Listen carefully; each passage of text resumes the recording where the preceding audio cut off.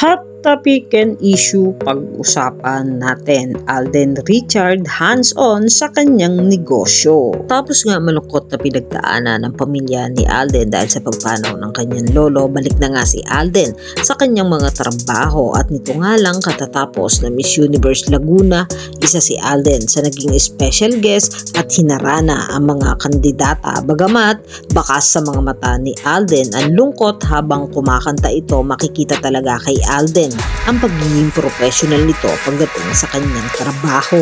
Sa latest post nga ni Alden sa kanyang social media, binisita ni Alden ang isa sa kanyang mga negosyo at ito nga ang Stardust. Makikitang very hands-on si Alden at tutok sa kanyang negosyo. Kasama naman ni Alden ang kanyang amang si Daddy B at katabi naman ni Alden ang kanyang business partner at iba pang mga kaibigan na seryosong nakikipag-meeting. Flex pa nga si Alden ang stake na pinagmamalaki ng Stardust. Kaya naman makikita talaga kay Alden ang pagiging hands-on at professional hindi lang sa kanyang trabaho sa showbiz maging sa kanyang mga negosyo. Samantalang excited naman ang mga Katden fans na muli nilang mapapanood ng paulit-ulit ang Hello Love Again na pinagbibidahan nila ni Catherine Bernardo na ipapalabas na sa Netflix simula February 13. Labas naman ang pelikulang Hello Love Again ang latest cross update nila na umabot na nga ng 2 billion. Samantalang makikita naman bilang special guest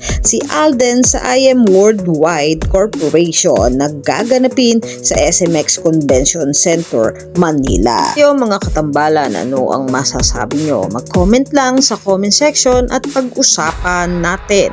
Yan ang mga hot topic and issue dito lamang sa Tambalang JK.